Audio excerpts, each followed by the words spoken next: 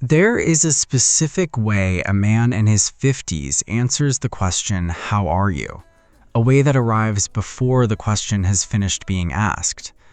I notice the timing first, not the words.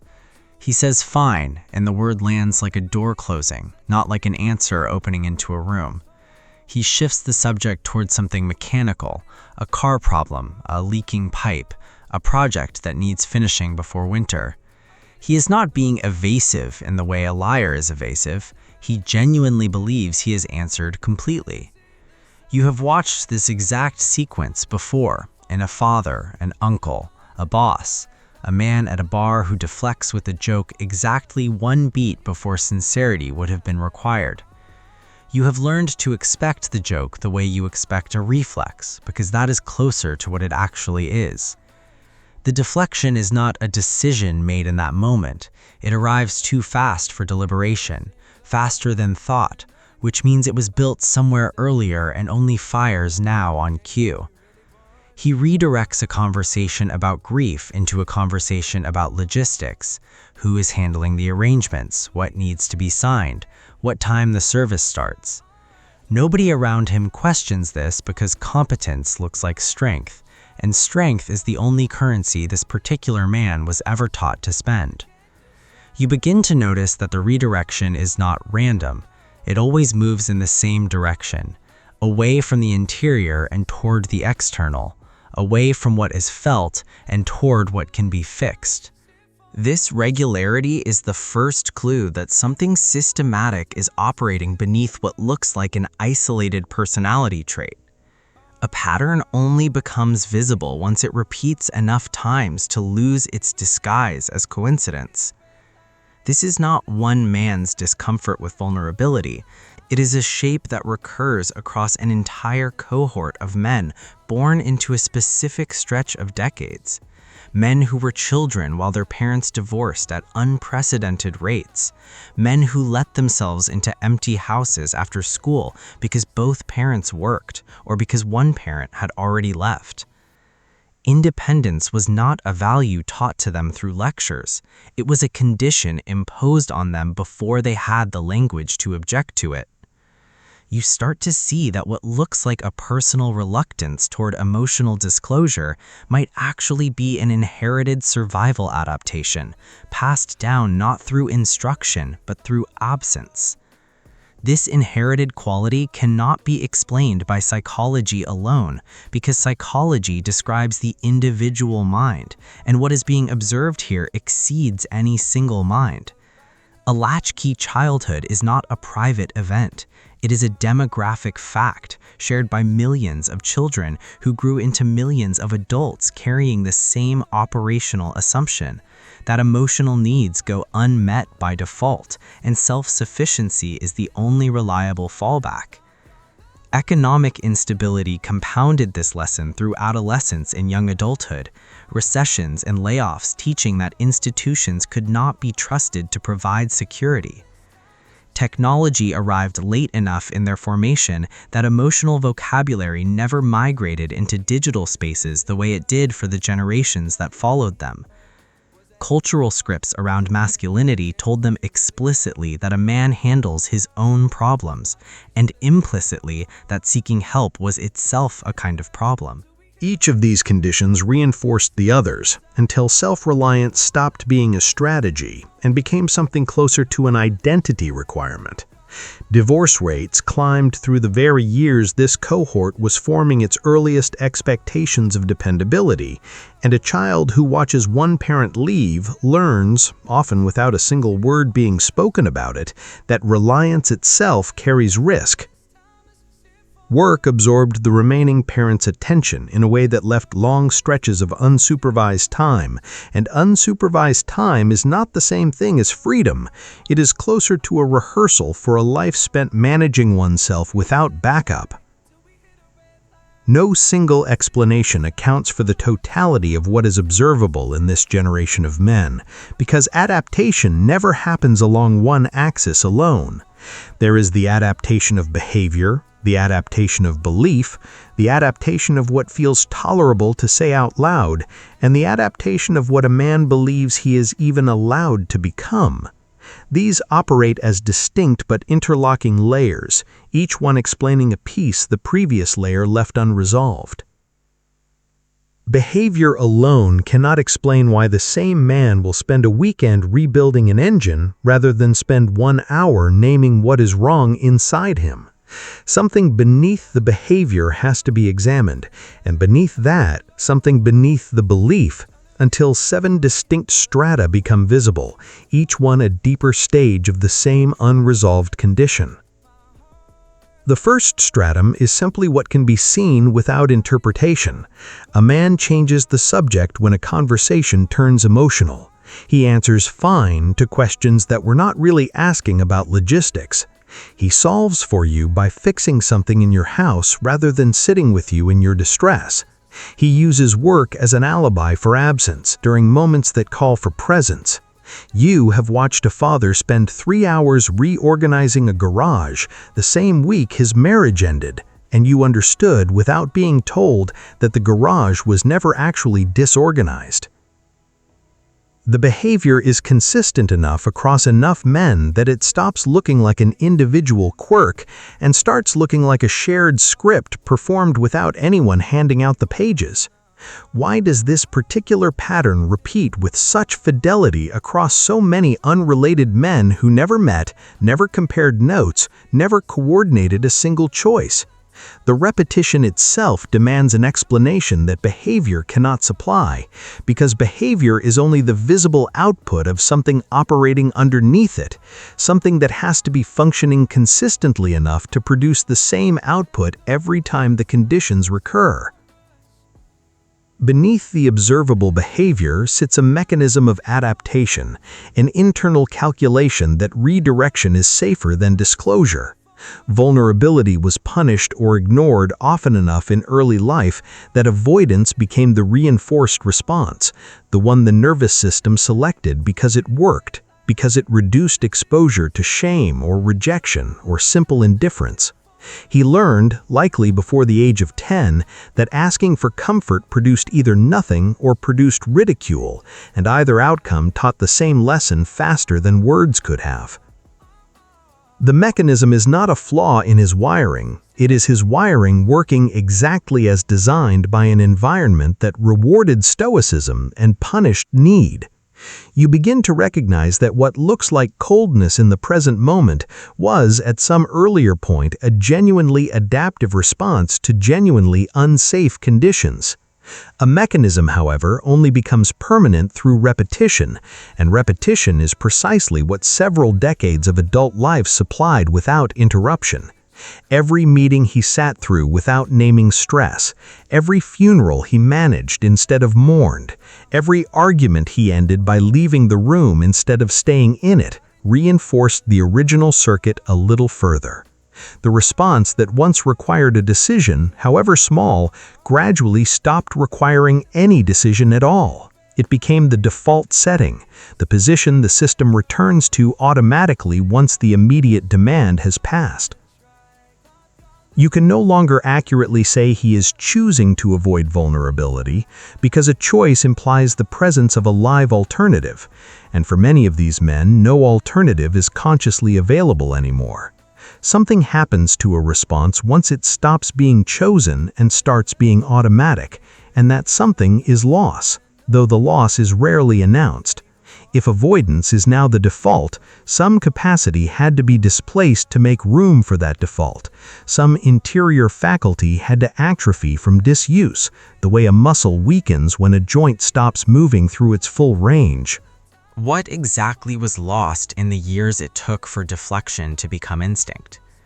The cost hidden inside this long accumulation is the vocabulary for his own interior states, a vocabulary he may never have consciously built and now cannot easily retrieve. Ask him what he is feeling, and he will often answer with a thought instead, a judgment about the situation rather than a sensation located somewhere in his body. This is not evasiveness in the moment, it is a genuine gap in access, the same way a language stops being retrievable once it goes unspoken for long enough.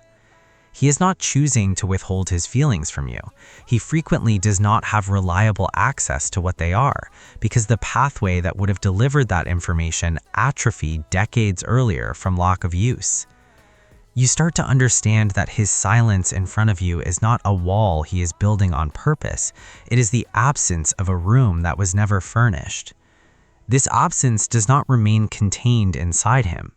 A man who cannot name his own interior will inevitably transmit that same absence outward, because children and partners learn emotional literacy primarily through demonstration rather than instruction, and a demonstration of silence teaches silence as fluently as a demonstration of openness would teach openness.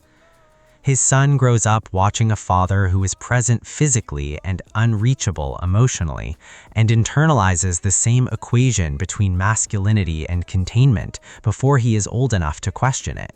His partner learns to read distance as a permanent condition rather than a solvable problem, and adjusts her own expectations downward to match what is actually available. The cost that began as an individual adaptation becomes, without any single deliberate act, a structural feature of every relationship that surrounds him. A limit like this cannot remain isolated within relationships alone, because relationships are not separate from the deeper question of who a person believes himself to be. If containment defines how he loves, it likely also defines how he understands his own worth, which means the investigation has to move from what he does with others into what he privately believes about himself. Self-reliance somewhere along this trajectory stopped functioning as a strategy and became the entire architecture of his identity. He does not think of himself as a man who avoids help. He thinks of himself as a man who does not need it. And the distinction matters because the first description implies a limitation, while the second implies a virtue. Asking for support does not simply feel uncomfortable to him, it feels like a direct threat to the coherent self he has spent a lifetime constructing, because if he is not the one who handles things, he is no longer certain who he is. You notice this most clearly in the men who resist therapy, not with hostility, but with genuine confusion, unable to understand what a stranger in an office could possibly offer that they have not already supplied for themselves. An identity built on self-sufficiency requires constant proof to remain stable, and that proof is most often supplied through the role of being needed by others, which means the investigation now has to move from what he believes about himself into what he believes he owes to the people who depend on him. Responsibility for this generation of men frequently absorbs the space where emotional processing might otherwise occur. He learned that his function was to provide and to protect, and providing and protecting were measured almost entirely by outcomes rather than by his own internal state along the way. Seeking therapy can register to him not as self-care, but as a redirection of resources, time and money and attention that belong in his internal accounting to the people who rely on him. He will delay his own knee surgery to cover his daughter's tuition without a second thought, and the same logic, unexamined, tells him his emotional needs occupy an even lower position on that same list. You begin to see that his refusal of help is not indifference to himself, it is a specific hierarchy in which his own interior life was never assigned a line item. A hierarchy that consistently ranks the self last cannot remain confined to logistics and finances, because eventually it reaches the people closest to him, the ones who experience the underside of a man who has trained himself never to ask for anything. Relationships absorb the residue of everything examined so far: the deflection, the atrophied vocabulary, the identity built on need denial, the responsibility that always outranks the self. A wife describes years of loneliness inside a marriage that looked, from the outside, entirely stable, because stability and intimacy are not the same condition, and he was only ever equipped to supply the first one. Adult children describe a longing for a father who was reliably present in the house and reliably absent in the conversations that actually mattered to them. Friendships among these men frequently operate through shared activity rather than shared disclosure, fishing trips and golf games that provide real companionship while carefully avoiding the one subject that would make the companionship complete. You start to recognize that the isolation being described is not solitude, it is proximity without access, closeness that never quite closes the remaining distance. A man can attend every dinner, remember every birthday, sit through every school event, and still leave behind a household where no one quite knows what happens inside him when the lights go off. The people who love him often describe the experience not as neglect, but as a persistent, low-grade uncertainty, a sense of loving someone whose interior remains permanently out of reach despite decades of shared proximity. Proximity without access, sustained across an entire adult life, eventually forces a question that cannot be answered through behavior, mechanism, identity, or responsibility alone, because it is a question about what any of this was actually for. Meaning, for many of these men, becomes anchored to endurance itself rather than to connection or fulfillment, because endurance was the one capacity that was reliably rewarded across every domain of their lives. He measures a well-lived life by what he carried without complaint, not by what he shared without shame. And this measurement gives his suffering a strange kind of purpose that makes it resistant to intervention. Therapy, viewed through this frame, does not look like healing to him. It looks like the abandonment of the one achievement he can actually point to. You begin to understand why some of these men respond to concern with something close to defensiveness, because concern implicitly suggests that the endurance was not, in fact, enough. If an entire framework of meaning has been organized around silent endurance, then the men who hold it are unlikely to recognize themselves as burdened at all, and that failure of recognition points towards something larger than any individual man's private psychology. What remains, once every visible layer has been accounted for, is a blind spot shared collectively by an entire generation, invisible precisely because it is so widely held that it no longer registers as a pattern to the people living inside it. A culture cannot easily see a norm it has fully absorbed, the same way a fish has no immediate way of perceiving water. Millions of men occupy this condition simultaneously, each one believing his particular silence to be a personal trait rather than a generational inheritance, which means none of them experience the comfort of recognizing they are not alone in it. You start to see that the isolation is doubled. First, the isolation from their own interior lives, and second, the isolation from knowing that this isolation is shared by nearly everyone around them who looks, from the outside, equally self-sufficient. Nothing examined across these 7 layers ever operated independently, and that becomes clear only once there is no further layer left to descend into. The observable deflection was never separate from the mechanism that produced it. The mechanism was never separate from the identity it eventually calcified into, and the identity was never separate from the responsibility that gave it daily justification. The relationships that suffered were never separate from the meaning system that made suffering feel purposeful, and the meaning system was never separate from a collective blind spot large enough to make the entire condition feel invisible rather than exceptional.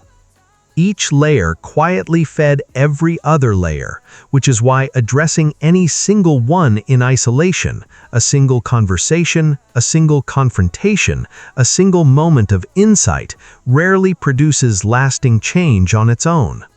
What began as an unnamed state noticed in the timing of a single word has turned out to be a structure with 7 interlocking floors, none of them accidental, all of them load-bearing. He is still only a psychological shape, not a person with a name or a story, because the point was never to understand one man. The point was to notice that what so often gets read as an individual failure of emotional openness is more precisely the visible output of decades of accumulated adaptation, operating exactly as it was built to operate. You may recognize a layer of this in someone close to you, or you may recognize it in the reflex you reach for right before you are about to say more than you planned to say. The investigation stops here, at the exact point where recognition begins, without offering a resolution it was never built to supply. There is another unnamed state adjacent to this one, visible in the way some men interpret their own competence as proof that nothing is wrong, a separate blind spot that operates on almost identical architecture but produces a different surface behavior. He has not yet been fully observed. You are invited to keep watching, not to arrive at an answer, only to continue the same kind of attention that made this pattern visible in the first place. Thank you for staying with this entire psychological investigation from its first unnamed moment through every layer beneath it. I would be interested to know which of these 7 layers felt the most familiar to you, the one that landed with the particular weight of recognition rather than mere description. If this kind of observation holds value for you, consider staying close to what comes next, because the analysis continues in the same quiet, attentive register it has held from the beginning, watching for the patterns that remain, for now, still unnamed.